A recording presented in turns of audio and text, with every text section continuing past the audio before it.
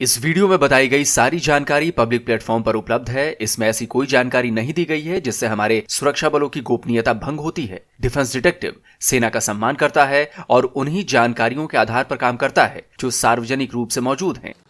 नमस्कार दोस्तों, defence detective के एक और एपिसोड में आपका स्वागत है। मैं हूं आलोक। तो भाई, आप सब में से मुझे लगता है कि बहुत सारे लोगों ने स्टार वॉर्स फिल्म तो देखी होगी। उसमें भविष्य की लड़ाई दिखाई गई है।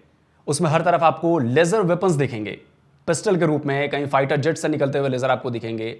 लेकिन अब बात फिल्म से निकलकर हकीकत में आ गई है। इजराइल दुनिया का पहला ऐसा देश बन गया है जिसने एरियल लेजर वेपन का इस्तेमाल कर एक ड्रोन को मार गिराया है।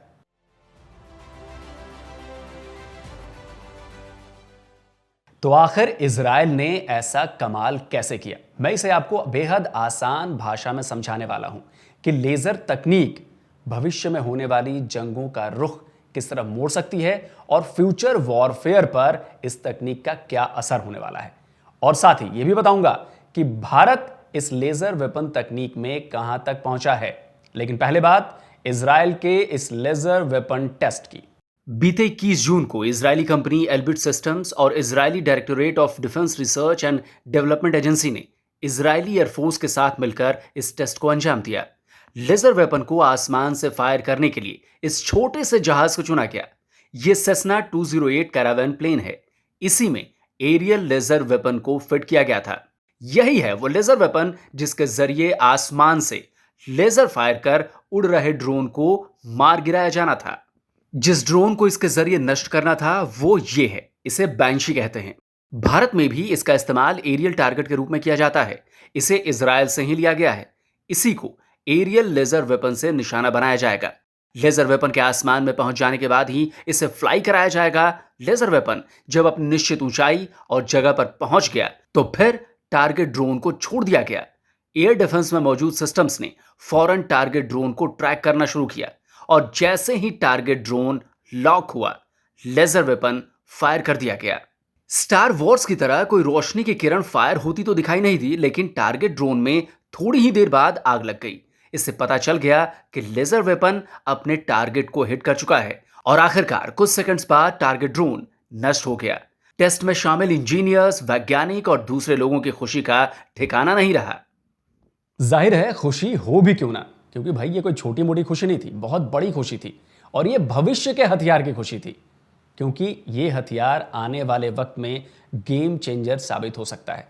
तो ये तो मैंने आपको बता दिया कि टेस्ट में क्या हुआ, लेकिन अब ये जानना बेहद जरूरी है कि ये हुआ कैसे, यानी कि इस टेस्ट की टेक्निकल स्पेसिफिकेशंस क्या है। जिस टारगेट ड्रोन को इस लेजर वेपन के जरिए मार गिराया गया, वो ड्रोन जमीन से करीब 3000 फुट ऊपर उड़ रहा था और इसे करीब 1 किलोमीटर की दूरी से मारा गया। इस तरह के कई टारगेट ड्रोन्स के साथ एक्सपेरिमेंट को किया गया जिसमें टारगेट को हिट करने के लिए अलग अलग पैरामीटर्स थे और ये सभी 100% एक्यूरेसी के साथ मार गिराए गए। यानी इससे ये साफ हो जाता है कि इसका सक्सेस रेट 100% का है। हालांकि इस बात को सीक्रेट रखा गया है कि इस लेजर वेपन की पावर कितनी थी, लेकिन इजरायली डिफेंस मिनिस्ट्री की तरफ से जो बयान दिया गया उससे यह पता लग गया कि अभी इसकी पावर 100 किलोवाट से कम है। क्योंकि ये पूछे जाने पर कि भविष्य में लेजर वेपन को लेकर इजराइल की क्या योजना है, तो मंत्रालय का कहना था कि अगले कुछ साल में 100 किलोवाट की ताकत वाले लेजर वेपन को बना लिया जाएगा जिसकी इफेक्टिव रेंज होगी 20 किलोमीटर।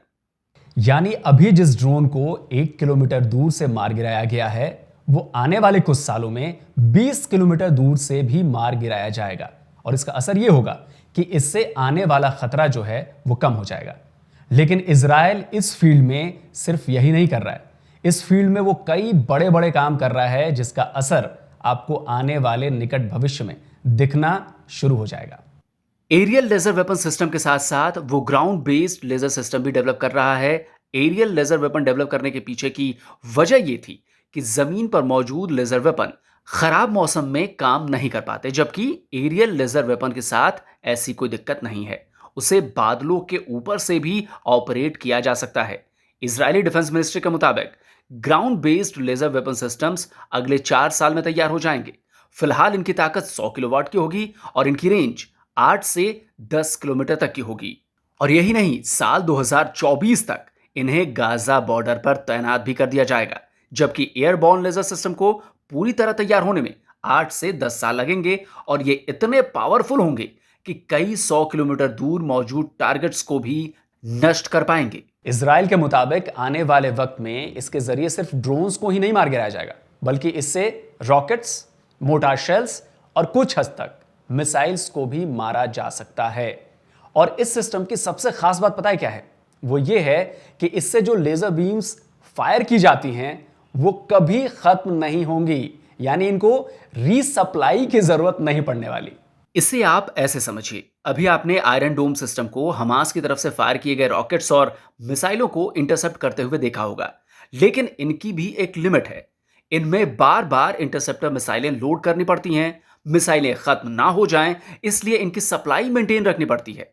और अगर किसी वजह से लॉन्चर तक मिसाइलें नहीं पहुंच पाएं, तो फिर वो लॉन्चर बेकार हो जाता है। लेकिन इस लेजर वेपन में ऐसी कोई समस्या नहीं है। ये लगातार लेजर बीम्स फायर कर सकता है। इसका मतलब ये हुआ कि दुश्मन कितने भी रॉकेट्स, ड्रोन्स या फिर मिसाइलें फायर करता रहे, लेजर वेपन को कभी काउंटर अटैक के लिए सप्लाई का इंतजार नहीं करना होगा, क्योंकि उसके पास जो लेजर के रूप में मिसाइलें हैं वो कभी खत्म नहीं होने वाली हैं। इजराइल के इस लेजर वेपन की एक और सबसे बड़ी खूबी है, और शायद वो खूबी बहुत मायने रखती है। वो है इसका कॉस्ट इफेक्टिव होना, यानी कि कीमत बहुत कम होना।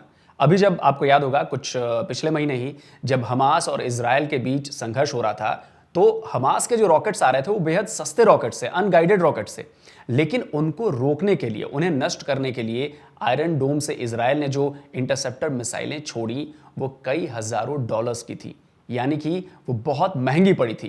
तो अब ये लेजर वेपन किस तरह से इस खर्च को कम करेगा, ये मैं आपको दिखाता हूं।